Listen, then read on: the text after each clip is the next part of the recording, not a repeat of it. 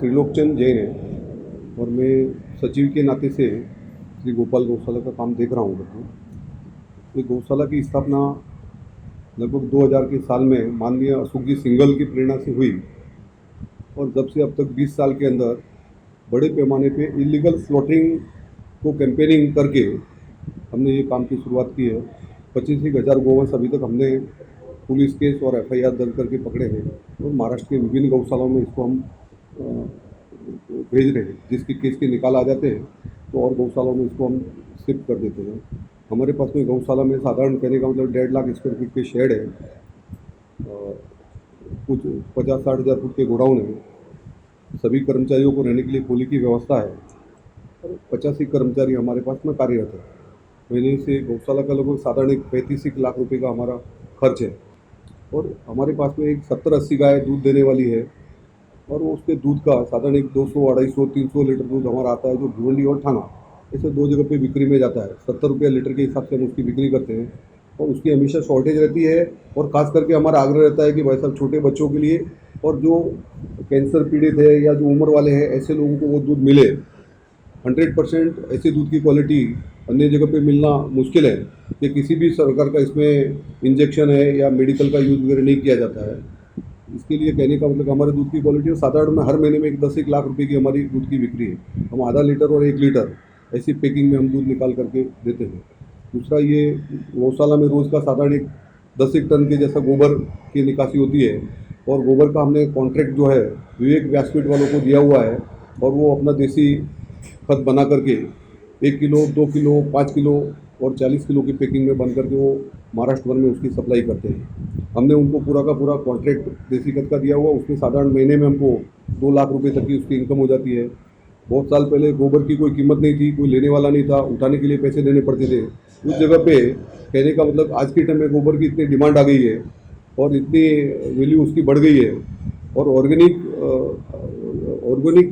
के माध्यम से जो अभी फसल और फ्रूट वगैरह तैयार करने का जो एक नया कल्चर निकला है उसके माध्यम से इसके डिमांड काफ़ी बढ़ गए हैं करके और गोबर में भी साधारण हर साल में हमको एक 25-30 लाख रुपए की इनकम होती है।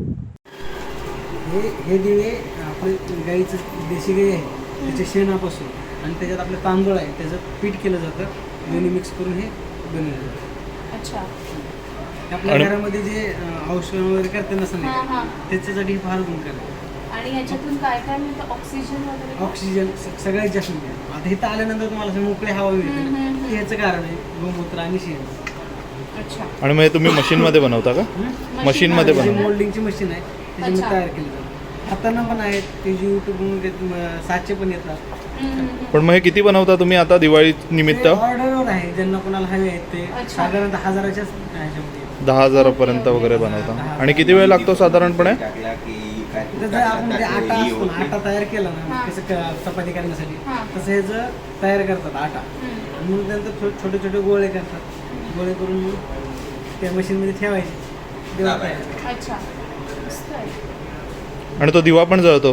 हो, हे तेल संपल्यानंतर पूर्ण आता शेणच आहे ते दिवा पण जळतो। ओके, त्याच्या घरात आपल्या घरात त्याचं दूर झालं सगळं, कोरोना येतच नाही। मग त्याच्यामध्ये तुम्ही काय फ्रॅग्रन्स वगैरे टाकता अजून काहीतरी चांगला सुवास वगैरे येण्यासाठी? गोमूत्र, शेण हे टाकलं आणि तांदळाचं पीठ आणि तांदळाचं पीठ ते तयार करण्यासाठी, बाकी काही नाही। बाकी जे धूप येतात धूपमध्ये टाकतात, त्याच्यात 15 प्रकारचे असतात। अच्छा, म्हणजे याला फ्रॅगमेंट देण्यासाठी का धूप टाकतात? हे नाही, धूप बनवतात गोबराचा। त्याच्यात 15 प्रकारचे जडीबुटी टाकतात। ओके, म्हणजे निलगिरी पण टाकतात, त्याच्यात पण टाकतात, पण आपण आता नाही टाकलं। अच्छा, उशीर झाला ना, निलगिरीचं पानं टाकली ना त्याचं पण वेगळं। और ओवरऑल गोमूत्र है और भी अन्य बिक्री के माध्यम से हमारे गौशाला में सब मिला करके 30-35 लाख का कलेक्शन होता है और 30-35 लाख रुपए का हमारा खर्चा है। इसमें हमारे पास में एक सुंदर बावड़ी है जो कहने का मतलब कि हमने उसी टाइम में बनाई थी। 30,000 फुट की साधारण कहने का मतलब 30 फुट 40 फुट गहरी है और 1 लाख लीटर पानी का उसमें से कंजम्पशन होता है। संजोग ऐसा है कि बावड़ी का हमने बनाई थी जब ऐसा कोई भूगर्भ वैज्ञानिक को दिखा करके ऐसे नहीं बनाई थी, एक अपने मन से और मर्जी से बनाई थी, मगर गौ माता के भाग्य से ये बावड़ी के अंदर इतना पानी निकला कि आज के ज़माने में बावड़ी में इतना पानी निकलना मुश्किल होता है फिर भी कहने का मतलब ये है कि रोज़ का 1 लाख लीटर पानी का हमारे यहाँ कंजम्पशन है। उसके बावजूद भी पानी की कमी को पूर्ति करने के लिए हमने 5 बोरवेल खोदाए हैं, जो कहने का मतलब कि अन्य अन्य जगह पे उसकी सप्लाई वगैरह होती है। हमने बावड़ी में पानी अच्छी तरह से रहे, इसके लिए बाजू के परिसर में ही हमने एक 25,000 फुट का एक तालाब बनाया हुआ है। बरसात में उसका पानी भर जाता है और वो पानी की वजह से हमारे गौशाला में जो ज़मीन में पानी का लेवल है वो हमेशा ऊंचा रहता है और आज दिन तक पानी की कमी हमारे गौशाला में पड़ी नहीं है। ये हमारे गौशाला का सबसे नया सदस्य है। इसकी उम्र अभी सिर्फ 5 घंटा है। ये आज के दिन में ही सुबह में 5 बजे हुआ है।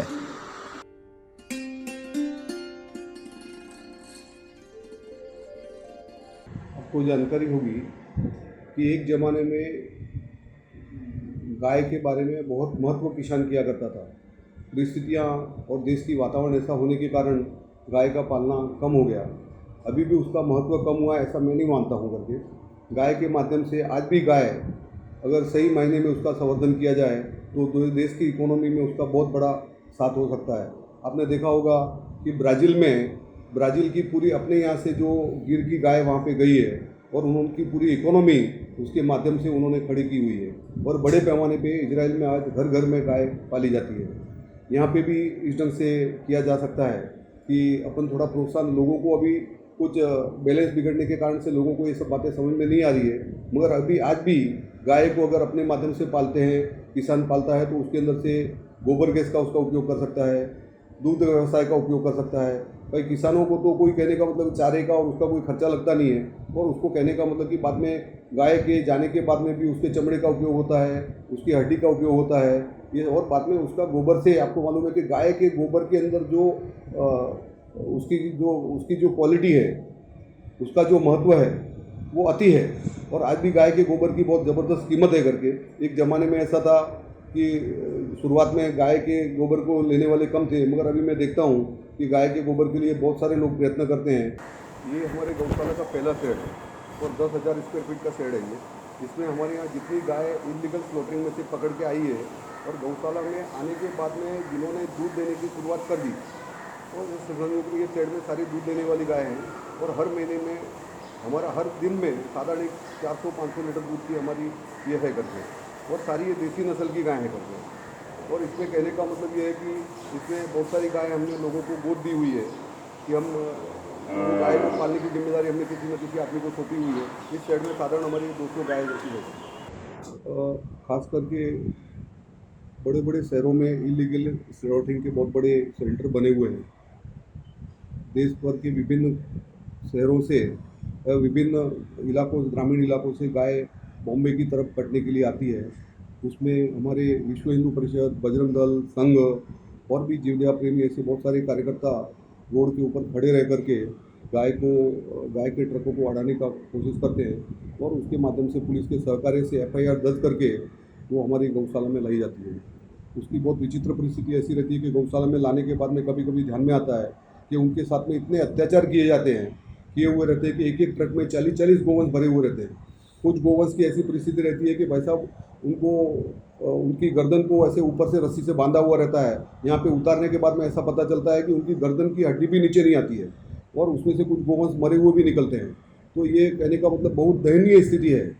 ये दयनीय स्थिति में से हमारी गौशाला में वो आने के बाद में हम उसको कहने का मतलब ये है कि हमारे यहाँ 2 डॉक्टर रखे हुए हैं और उसके माध्यम से उसके पूरे ट्रीटमेंट वगैरह करने की व्यवस्था है। और जो गोवंश हमारे भिवंडी शहरों में या आसपास के परिसर में पकड़ के आते हैं उसमें बहुत सारे गोवंशों के पेट में ये प्लास्टिक, आज लोग अवेयरनेस न होने के कारण से शाक भाजी प्लास्टिक में बांध करके बाहर डालते हैं और गाय उसको खा जाती है। उसके पेट में प्लास्टिक ज़्यादा जम जाता है और वो फिर यहाँ पे आने के बाद में हम हमारी गौशाला में उसका ऑपरेशन करते हैं और ऑपरेशन करके एक एक गाय के पेट के अंदर से 20 किलो, 30 किलो, 40 किलो ऐसे प्लास्टिक हमारी गौशाला में निकाले जाते हैं। और बड़े पैमाने पे अभी हमारी गौशाला में साधारण एक ऑपरेशन का खर्चा उसका 7,000 रुपये जैसा आता है। हम जितना प्रयत्न करके, इकोनॉमिकल कुछ प्रॉब्लम आ गई तो बात ठीक है, मगर मैक्सिमम लोगों से सहकार्य लेकर के हमारी गौशाला में जितने गोवंश है उसके पेट में प्लास्टिक है क्या, इसके बारे में पूरी जानकारी लेकर के उसके ऑपरेशन करने का हम प्रयत्न करते हैं करके। हर महीने में साधारण हमारी गौशाला में 1 लाख रुपए की मेडिसिन, ये सब कहने का मतलब कि गोवंश को किस ढंग से उसके ऊपर ट्रीटमेंट किया जाए इसके लिए आती है और डॉक्टरों की टीम हमेशा इसके लिए जागरूक रहती है।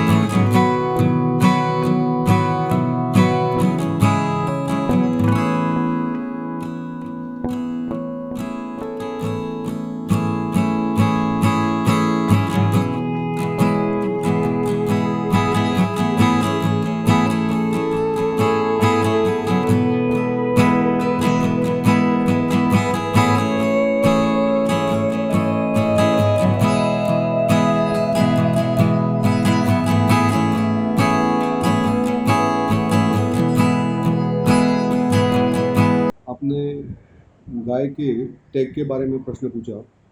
टैग लगाने का अर्थ यह है कि हमारे पास में जितनी गाय आती है वो इलीगल स्लॉटरिंग में से पुलिस केस करके हमारे पास में आती है, उसको टैग लगाकर उसका रजिस्ट्रेशन किया जाता है, ताकि कहने का मतलब ये है कि कौन सी गाय है को क्या ट्रीटमेंट किया हुआ है, कौन सा इलाज करना है, ये सब वो टैग के ऊपर से अपने को ध्यान में आता है। और कौन से शेड में कौन सी गाय हैं, हमारे पास में एक साधारण 20 एक शेड बने हुए हैं, 20 शेड के अंदर से कौन सी गाय कहाँ रखी हुई है, कौन सा बछड़ा कहाँ रखा हुआ है, इसकी पूरी जानकारी हो, इसके लिए उसके ऊपर टैग लगाना आवश्यक है। बहुत सारे पुलिस केस होते हैं और पुलिस केस में से कहीं अपने को गोवंश को रिटर्न करने की परिस्थिति होती है, तब ये टैग के माध्यम से उसको जानकारी लेकर के हम वापस कोर्ट में उसको प्रोड्यूस कर सकते हैं। हमारी गौशाला में हम फिनेल बनाते हैं, साबुन बनाते हैं, गोमूत्र अर्क की व्यवस्था करते हैं, थेपड़ी गोबर से थेपड़ी बनाते हैं और गोबर से हम देसी खत बनाते हैं।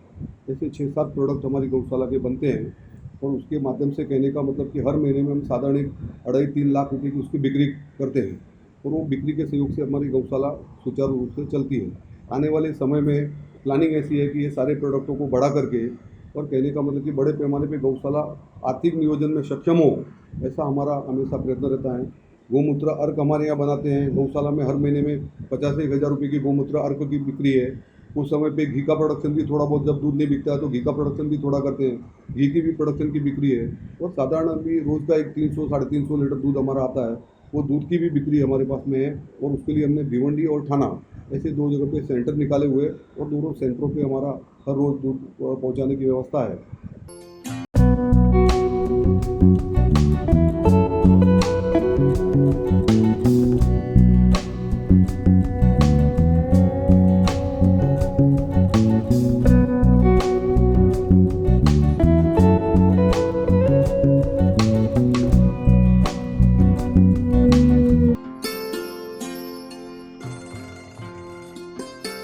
देखो, ऐसा है कि गौशाला बनाना इसका कोई सॉल्यूशन नहीं है। ये परिस्थिति देश की ऐसी खड़ी हो गई है और गोवंश को बचाना आवश्यक है। इसके लिए हम कहने का मतलब कि गौशाला, बड़ी बड़ी गौशाला खड़ी कर रहे हैं। मगर आखिर में हमारी अपेक्षा है गौशाला से कि हर किसान के पास में एक छोटी छोटी गौशाला के स्वरूप की गौशाला खड़ी हो, जिसमें किसान 10 गाय पाले, 15 गाय पाले, 8 गाय पाले, उसकी जितनी क्षमता है, उसको मार्केट से घास वगैरह खरीदना ना पड़े, उसके पास में जितनी ज़मीन है उसके हिसाब से अगर वो पालता है तो उसकी खुद की ज़मीन की उर्वरक शक्ति बढ़ती है और गाय के जितने गुण हैं, गाय के माध्यम से आने वाले जितने प्रोडक्ट हैं, उसका भी उसको बेनिफिट मिलता है और देश की इकोनॉमी के लिए भी उसका फ़ायदा है। इसलिए प्रयत्न ये होना चाहिए कि छोटी छोटी गौशालाएँ बने और किसान को उसके लिए प्रेरित किया जाए करके। अभी उसके दिमाग में, किसानों के दिमाग में कहने का मतलब कि वही इतनी गौशाला को बढ़ाने के लिए जो गुणवत्ता होना चाहिए वो उनके पास में नहीं है, मगर किसानों के पास में ज़मीन मौजूद है। अगर वो हर एक किसान 1-1, 2-2, 4-4, 6-6, 10-10 गाय पालता है तो ये अपना सॉल्यूशन कहने का मतलब निकल सकता है और सहजता से इसमें बहुत सारी चीज़ें उनको उपलब्ध हो सकती है।